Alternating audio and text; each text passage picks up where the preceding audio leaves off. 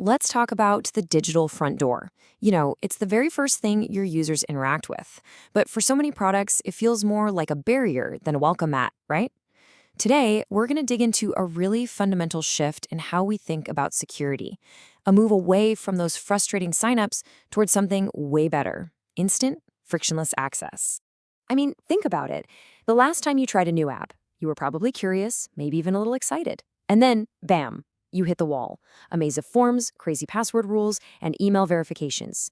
You have to ask, why do we make it so hard for people to just take a look around? And this isn't just, a minor annoyance for the user. It's a huge business problem. It's called entry friction, and it starts damaging your product's chances of success from the very first click. Does this list sound familiar? Oh yeah, you're forced to create yet another password you'll forget. You get stuck in that endless email verification loop. You're filling out forms, clicking through consent layers, and you haven't even seen what the product actually does. It's like running a gauntlet just to get in the door. So what's really going on here? Well, here's the absolute core of the issue. We demand a user's permanent identity when all they really want is temporary access. It's like asking for a marriage certificate before the first date. It is a huge commitment when all they want to do is see if there's a connection. And this whole identity-first approach, it just creates this cascade of problems. Potential users, they get frustrated and they just leave. You're forced to collect all this personal data you don't even need yet, which creates massive legal risks, especially with rules like GDPR. And maybe worst of all, the feedback you get from the few people who actually make it through is skewed. It gives you a terrible signal of what real users think. So, how do we fix this whole mess? Well, the solution starts with a really simple but incredibly powerful idea. We have to separate two concepts that for some reason we've always just bundled together. And this right here, this captures that core idea perfectly. See, access is temporary and specific. Think of it like a hotel room key. It just gets you where you need to go right now. Identity, on the other hand, is permanent and official. That's your passport. The huge mistake we've all been making is demanding a passport when all the user really needs is a temporary key. This simple insight leads to a brand new rule for building products. You have to treat access as its own thing, its own layer, completely separate from identity. By putting access first, you can totally redesign your product's front door. Okay, so that's the big idea. But let's get practical. How does an access-first approach actually work in the real world, for both the user and for the business? Well, this is where the whole concept of an access-first security layer comes into play.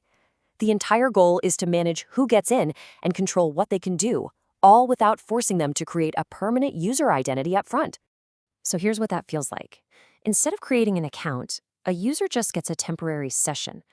Access is given through a token, expires quickly, it's strictly limited in what it can do, and, this is key, it can be revoked at any moment. It's secure, it's controlled, and it's just simple. And the key idea here is so powerful. Access is ephemeral. It exists only for as long as it's needed, and then poof, it's gone. This totally flips the script from let's collect user data forever to let's grant permission only when and where it's absolutely required. Okay, so we've got a much better user experience and a smarter architecture. But what does this actually mean for the business? Why should the people signing the checks care? Let's connect this tech shift to the real-world outcomes. This pain isn't felt by everyone equally. It hits certain businesses really hard. SaaS products see it in lost conversions. Content platforms find that those old, heavy-handed security systems are just total overkill. And startups, they know that getting users to value, instantly, is everything. An access-first approach is basically tailor-made for these exact problems. So what's the magic that makes this possible? Well, it's a few core things. It starts with instant passwordless access. It means no mandatory data collection up front. Access is given based on context, like where a user is coming from, not on who they are. And critically, risk and abuse controls are built right into the front door itself. And you can just draw a straight line from those capabilities to massive business wins. When entry is faster, activation rates go up. Simple as that. When you get rid of the friction, you get much cleaner signals about what new users actually like. And of course, when you collect less personal data, you slash your legal risk and your support costs. The impact here is just huge. For any product manager, any founder, these outcomes, higher activation, faster user entry, and way less legal risk, These are not just tiny improvements. They are fundamental drivers of growth and stability for the whole business. All right, so let's zoom out. What's the big picture here? What's the fundamental mindset shift that we should all be taking away from this? Really, it all boils down to this. Teams are choosing an access-first approach because it's just a better, smarter, more modern way to build software.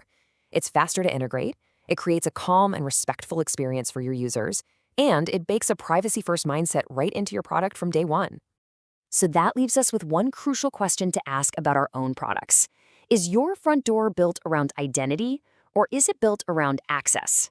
Because the answer to that question could be the key to unlocking your product's true potential.